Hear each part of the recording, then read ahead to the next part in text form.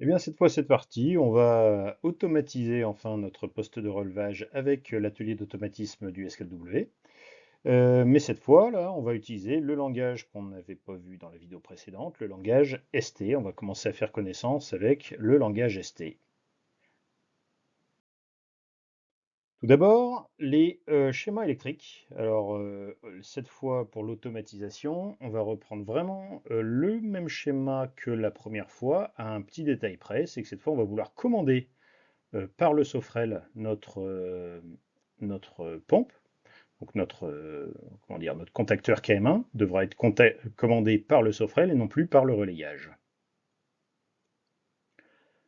Donc pour ça, le relais KA3 qui servait à la commande automatique du contacteur KM1, donc de la commande de pompage, il n'est plus commandé par le marche-arrêt avec automaintien des deux poires qu'on avait ici dans cette zone-là. Mais là, c'est beaucoup plus simple, le schéma électrique, finalement. On va voir la DO, la Digital Output, c'est-à-dire la sortie tout ou rien du S4W qui va servir à piloter notre relais pour piloter notre contacteur, pour piloter notre pompe. Et sur le dernier folio, on voit qu'on a rajouté également cette partie-là, sortie logique, DO. Donc voilà, c'est juste l'intégration de ce contacteur. Donc c'est la DO numéro 1 qui va être attribuée à la commande du pompage via KA3 tel que c'est marqué ici. Donc pour le fonctionnement, ça sera assez simple, hein. Alors si on est en auto, la poire de niveau haut va démarrer le pompage et la poire de niveau bas, enfin la retombée de la poire de niveau bas va arrêter le pompage, voilà, tel qu'on le voit depuis le départ de cette série vidéo. Donc on se retrouve dans notre environnement S4W Tools. On avait créé notre première configuration S4 avec la partie télégestion uniquement, hein, pour notre petit poste de relevage. Donc on va commencer par dupliquer la configuration pour travailler sur une nouvelle. Voilà, donc on voit que pour l'instant elle a le même nom et elle aussi elle a le petit logo violet qui veut dire qu'elle est en attente d'écriture parce qu'on sait que c'est une nouvelle, donc ça veut dire que celle-là n'est pas forcément synchronisée avec le S4 qu'on souhaite programmer. Je double-clique pour ouvrir la configuration. J'agrandis la fenêtre. Donc voilà, on avait créé des 6 DI, 6 informations associées à des TI. On va se mettre ici, on le verra mieux. On avait nos 6 informations de type bornier DI et on avait créé aussi 2 informations de type formule pour avoir les remontées d'informations de défauts d'alimentation du sauverel et ou les défauts de la batterie. Eh bien, on va uniquement rajouter ici une DO, hein, notre sortie qui va piloter la pompe. Numéro d'information, alors elle s'appelle 3, allez, je vais le laisser par défaut 3, ou alors non, on avait marqué à partir de 10, allez, je vais la numéroter, numéro 20, notre sortie, et DO, je vais garder le préfixe, histoire qu'on se souvienne que c'est la DO, et on pourrait dire commande, pompe, commande pompe, et les états logiques, on va dire inactif, en minuscule, et actif, inactif décidément, inactif et actif en majuscule, hein, comme j'ai l'habitude de le faire. Pour l'instant, on ne touche à rien d'autre. Voilà, donc devrait la retrouver ici normalement, c'est bien ça. On voit la data 20, DO, commande pompe. Donc, avant de basculer dans l'atelier d'automatisme, on se souvient ce qu'on veut faire. On souhaite que la commande de pompe soit activée lorsqu'on a la poire haute et qu'elle se désactive lorsqu'on perd la poire basse. C'est bien comme ça que cela fonctionnait. Allez, c'est parti, on ouvre l'atelier d'automatisme. Alors cette fois, il est vide, hein, on n'avait rien fait, hein, à ce niveau automatisme, sur cette configuration-là. Donc alors il est vide au point de vue des programmes, il n'y a aucun programme, alors si ce n'est formule. Formule, bon, on reviendra peut-être plus tard dessus, mais c'est quelque chose auquel on n'a pas accès, on peut visualiser mais on ne peut rien modifier. Mais en tout cas, il n'y a pas les programmes qu'on aurait créés ici. Donc, on peut commencer par en créer un. Nouveau programme, c'est ici. Et cette fois, je vais choisir structure de texte, ST, et puis je vais l'appeler commande pompage, ou juste pompage. Voilà. Pompage, programme principal. OK, et il apparaît ici. Je double-clique, et on voit que on a notre zone de travail ici, et on a nos variables. Pour l'instant, il n'y en a aucune dans la zone pompage, hein, aucune variable locale. Par contre, les variables globales. Alors, je vais m'attacher un petit peu plus à ça. Alors, on voit qu'il y a énormément de choses. Alors, tout ce qu'on voit ici, ce sont des variables dites système. Ce sont des variables système avec, par exemple, le défaut batterie ou le défaut d'alimentation. On voit, hein, il s'appelle comme ça, défaut batterie, défaut système d'alimentation. Ce qu'on a utilisé nous dans nos formules, en fait, ce sont ces variables internes qu'on a récupérées. Mais peu importe, ce qu'il faut voir là, pour l'instant, on peut mettre de côté toutes les variables internes, on ne va pas les utiliser, en tout cas par l'atelier d'automatisme. On voit qu'on a toutes nos informations qu'on a créées dans la partie paramétrage, dans la partie vraiment télégestion, on pourrait dire, hein, pas dans l'atelier d'automatisme. Et elles ont été créées automatiquement ici. Donc à chaque fois, vous voyez la syntaxe, la variable s'appelle data, et puis 4 chiffres après, donc 00, 10, 00, 11, et puis la commande pompe data 0020. Donc ça, c'est la syntaxe qu'il faut conserver pour mettre pour appeler nos variables. Donc je vais faire le programme directement ici dans la zone pompage avec le marche-arrêt avec auto-maintien. Alors, souvenez-vous du ladder. Dans le ladder, on avait nos contacts en parallèle et en série qui venaient activer la bobine avec le contact en parallèle qui correspondait à la bobine, à la sortie qu'on avait utilisée. Alors là, nous, notre sortie, c'est data 20. Alors, on peut la prendre ici et la faire glisser, ou sinon retaper à la main data 20. Donc, contrairement au ladder, en langage ST, notre sortie, elle va se trouver à gauche. On va commencer par mettre la sortie avec deux points égales. La syntaxe est très importante. Alors dans la syntaxe, on peut mettre autant d'espace qu'on veut, autant, entre les termes, hein, autant de sauts de lignes, ils ne sont pas pris en compte, donc ça ne fait pas d'erreur. Donc c'est-à-dire que si je fais ça ou si je fais ça, il n'y aura pas d'erreur de programmation. Et de même, si je fais ça, voilà, on peut laisser des lignes vides, ce qui est mieux d'ailleurs pour organiser notre programme. Donc je vous disais que en ladder, notre bobine, elle se trouve à droite et on va avoir toute la combinaison de contacts sur la gauche pour définir le fonctionnement de la bobine. C'est le contraire en ST. On commence par mettre notre sortie. Alors, c'est plus une bobine là vraiment, mais c'est vraiment le nom de la sortie, data 20. Et on va mettre l'équation logique ici, sur la partie droite. Donc, nous, alors je vous le fais directement. Hein, donc, on va avoir data 20 égale, c'est-à-dire la DO commande de pompe. C'est si on a la poire haute ou l'auto-maintien. Donc, c'est si on a, je mets une parenthèse, poire haute ou, le ou, c'est la fonction OR.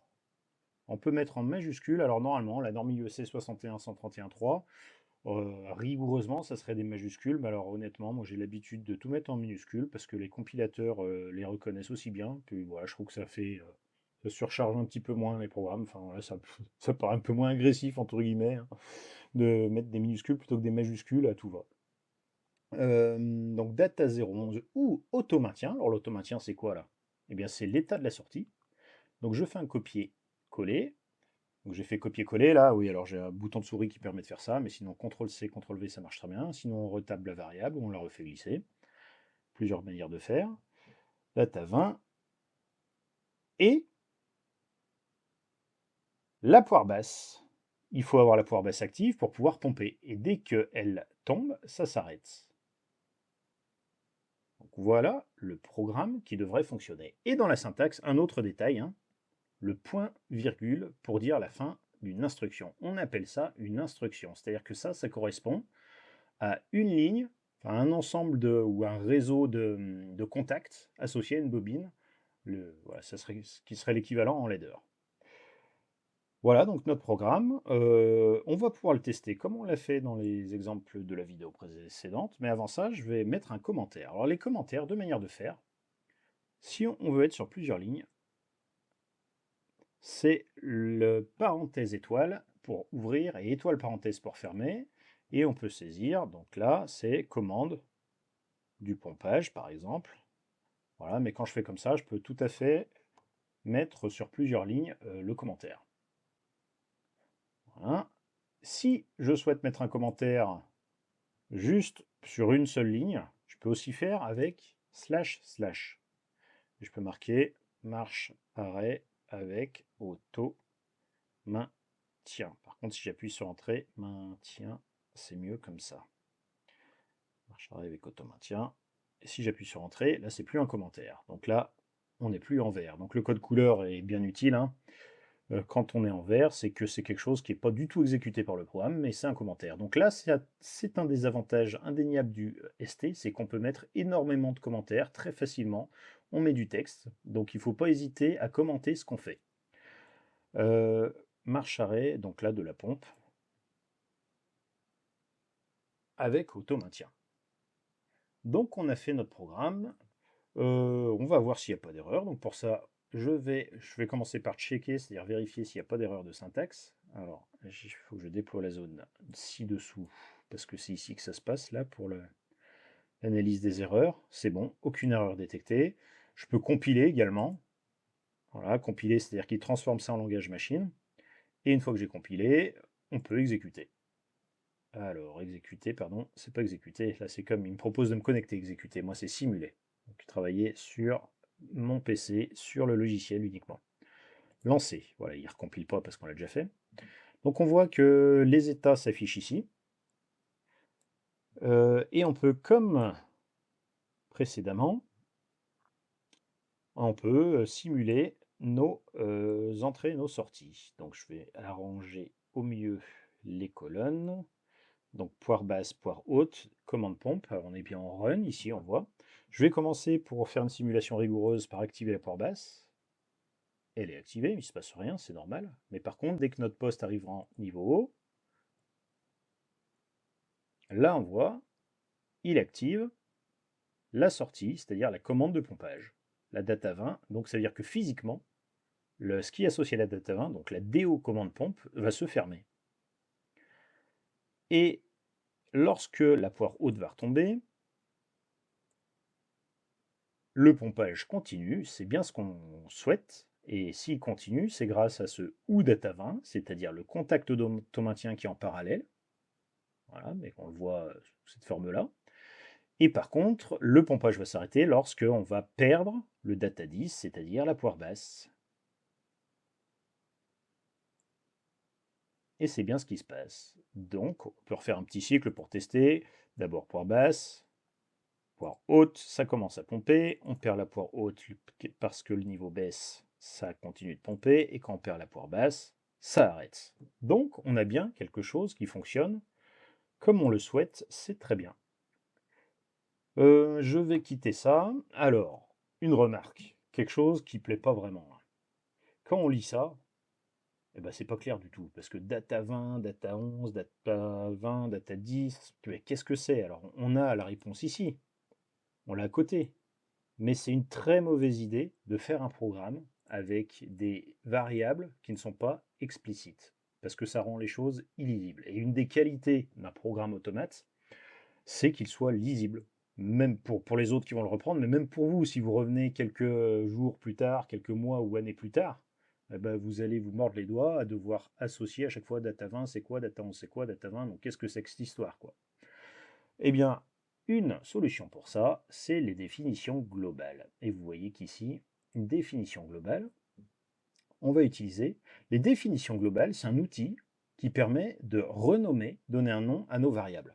Là, en fait, les variables existent déjà, on ne l'a pas créé, donc on ne peut pas choisir le nom. Là, si j'appuie ici, on voit qu'il y a un champ, mais je ne suis pas sûr de pouvoir la modifier. J'essaye pour voir. Oui, il me dit la variable est actuellement verrouillée, c'est-à-dire qu'il est impossible de la modifier. Donc j'annule. Voilà. Par contre, si on veut la nommer, voilà, c'est les définitions globales qui permettent de créer ce qu'on appelle aussi des alias, c'est-à-dire des petits noms, des surnoms, des noms alternatifs à nos variables.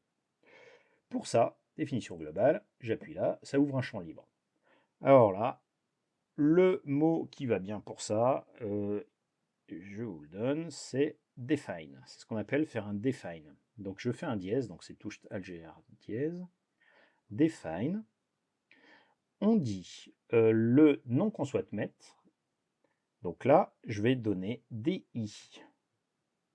Poire basse. Et je mets des espaces ou je fais des sauts carrément, des tabulations.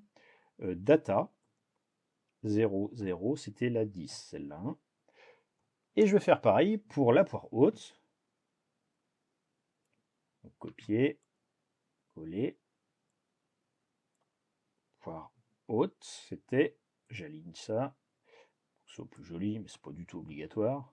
Data 11, et enfin, notre sortie, data 20. Bah, je recolle directement. Basse, donc data 20. C'était des hauts.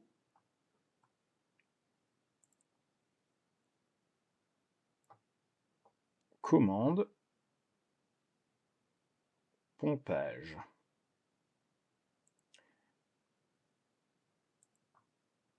Et voilà. Et on pense bien à enregistrer. Ça veut dire que dans notre programme, au lieu d'appeler data 010, data 011, data 20, on va pouvoir appeler directement avec le nom qu'on a mis. Donc parmi les bons usages, je mets ici, moi, je commence toujours avant de faire un programme, de faire tous mes defines qui correspondent vraiment au nom de mes informations Sofrel. Et je remplace les espaces en obligé, hein, parce que il faut, le seul caractère spécial autorisé, c'est le trait du bas.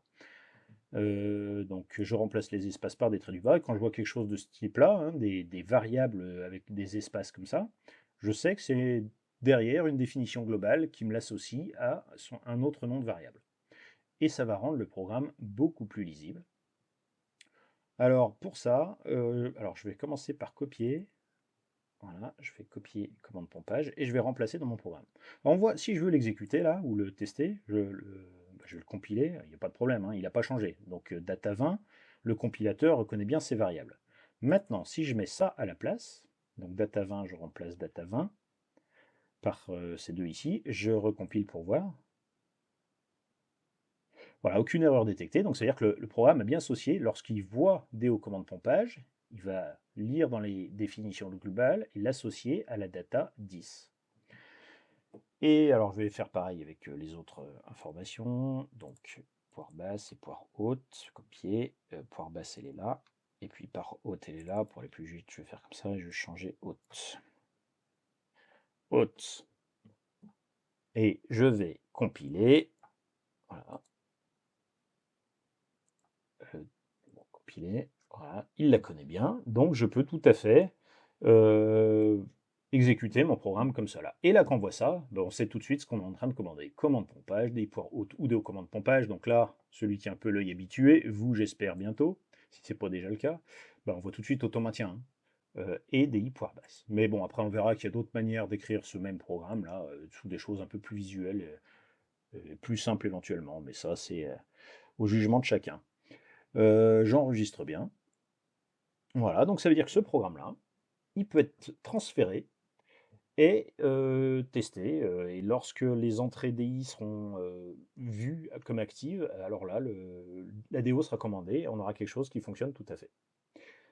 Donc pour le programme, ce que je voudrais vous dire, c'est où trouver les informations, parce que je voudrais le faire cette fois avec un if then else, hein. Alors vous l'avez déjà vu sur les vues d'écran que je vous ai fait, vous avez peut-être déjà entendu parler, hein, si on fait de l'informatique. Euh, en langage informatique, l'EST est un langage informatique, on dit souvent si j'ai telle condition, alors je fais ça. Donc c'est le fameux if then else qu'on va retrouver en langage ST. Je vais mettre ça de côté. Alors, je ne vais pas l'effacer, ce programme.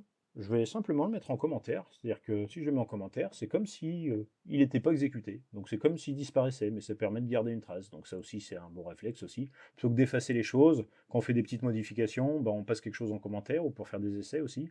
Donc, on sait que c'est pas pris en compte. Et puis, ça permet de tester les choses. Donc, je voudrais faire une autre manière de faire. Et finalement, vous verrez que ce sera encore plus simple visuellement. C'est de dire, si j'ai ma poire haute, je démarre mon pompage.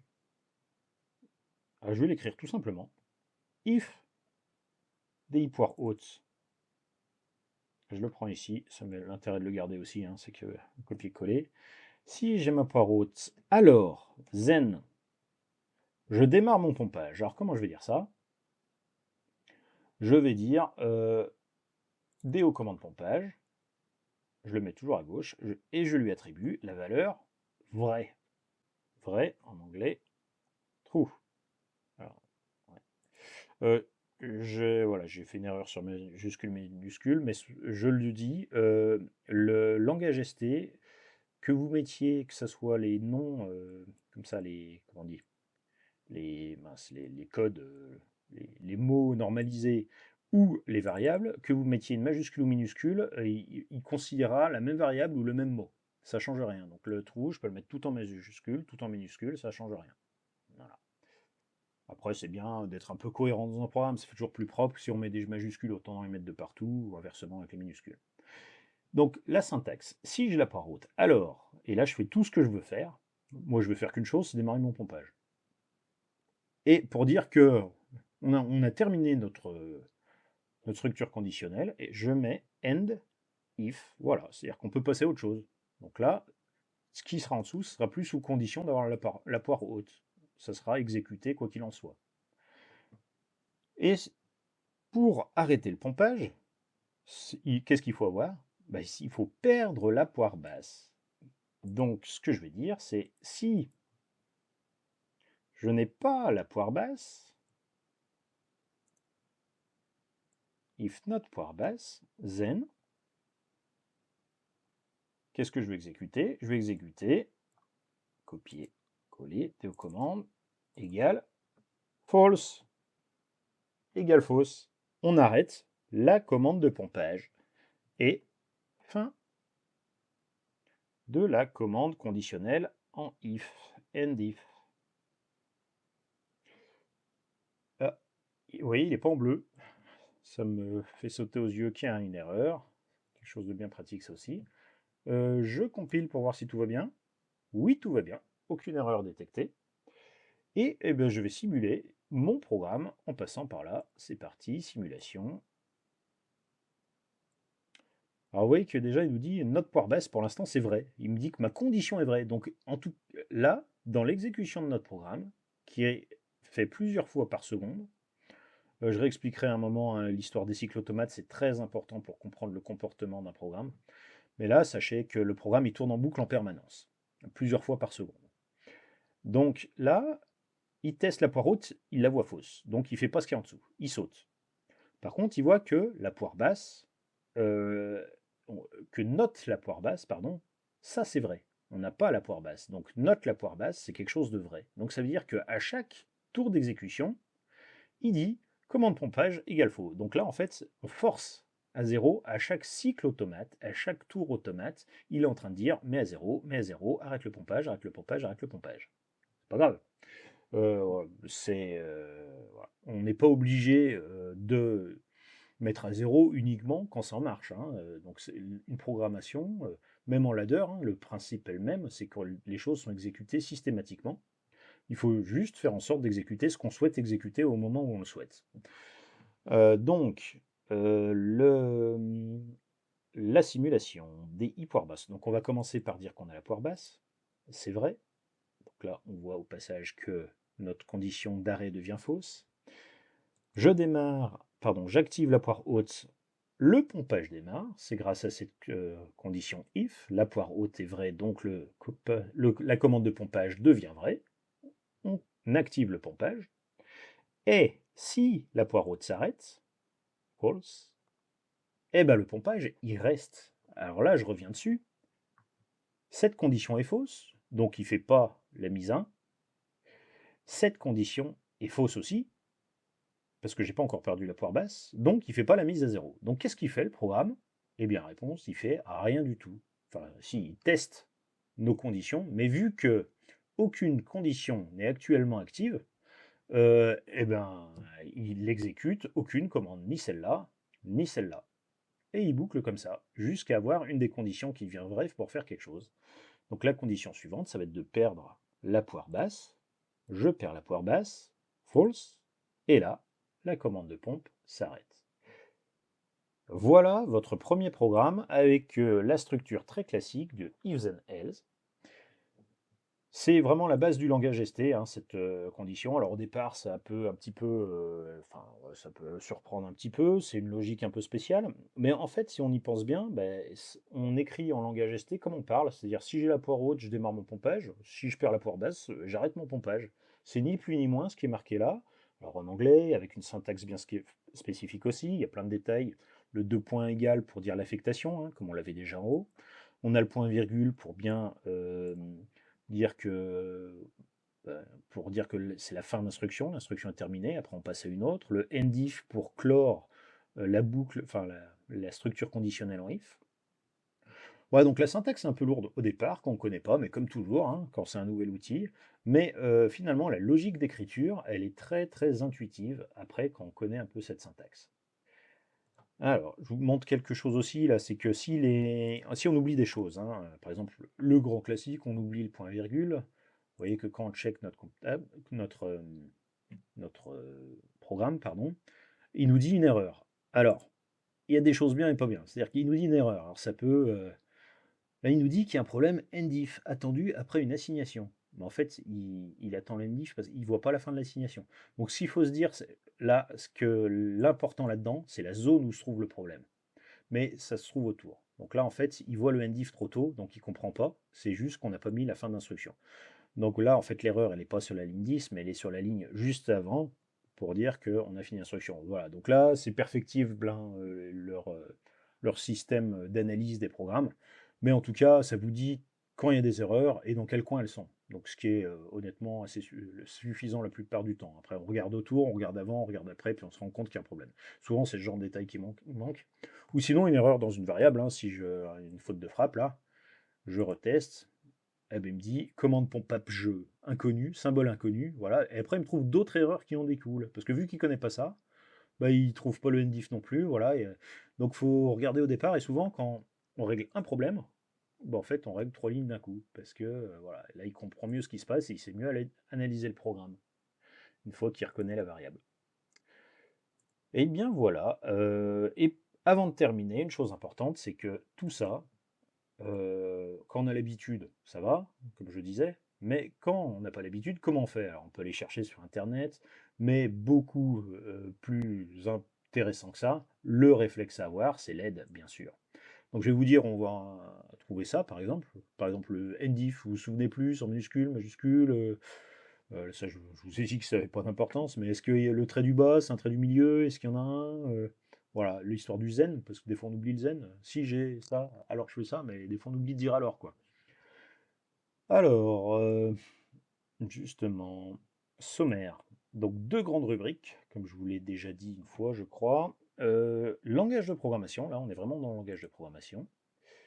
On n'est pas dans le résumé, mais on est dans les opérations de base. Et dans les opérations de base, alors on voit l'assignation, hein, on vous dit ici le deux points égal, c'est là où, comment on assigne une variable dans une autre, ou une condition dans une variable, c'est ce qu'on a fait exactement.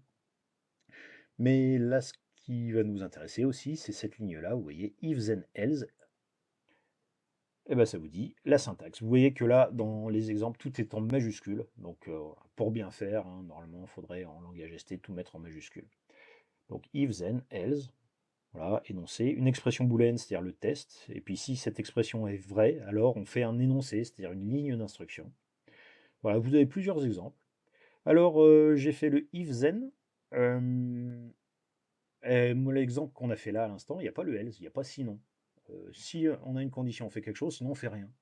Mais si on veut faire quelque chose, si cette condition n'est pas remplie, on peut tout à fait le faire après le sinon. If, then, else. Et puis il y a même condition énumérée, c'est-à-dire si j'ai telle condition, je fais ça, mais si c'est une autre condition, alors je fais ça, et sinon comme ça. Donc voilà, encore une autre condition énumérée. Bon, on verra peut-être ça dans des exemples, dans d'autres exemples plus tard. Voilà, ben on va s'arrêter là, je pense, parce que c'est déjà riche en informations, tout ce qu'on a vu. Donc, je fais un petit tour sur. Oui. Ah si, peut-être juste une remarque aussi sur la présentation, hein, mais c'est pour juste confirmer ce que je vous ai déjà dit, c'est que les espaces, peu importe. Donc moi, quand il y a des choses assez courtes comme ça, j'aurais tendance à le présenter comme ça, histoire que ça soit plus visuel, plus facile à lire d'un coin de l'œil. Alors, à condition d'aligner les choses aussi. Voilà, faut tout aligner. Alors, quand on fait des tables, ça aligne comme ça. Et puis même, à la limite, supprimer cet espace-là. Et on voit tout de suite, là, on a une condition qui active le vrai, une condition qui active le faux. Faut pas oublier le NDIF, évidemment, hein, et il faut qu'il soit quand même. Alors certes, il n'est pas à la ligne, mais il est en bout de ligne. Voilà, et ça marche aussi bien, hein. Si je compile, pas de problème, il reconnaît tout. Donc après, c'est des choix, mais faut essayer d'aligner les choses. Enfin, faut que les choses soient assez simples et rapides à lire. Faut que nos yeux s'y habituent. Donc même là, on pourrait aligner le DI, les deux DI ensemble. Enfin voilà, bon là, après, on devient pointilleux à ce niveau-là.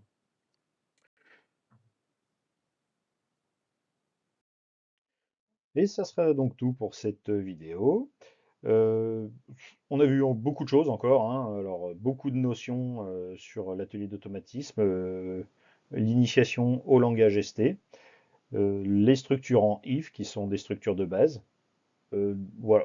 Pour la partie automatisme, on va la laisser de côté un petit peu et dans la prochaine vidéo, on reviendra à nouveau sur la partie télégestion avec les archivages. À quoi ça sert, on l'a déjà vu, mais surtout, comment est-ce qu'on les met en place, les archivages. Voilà, à bientôt.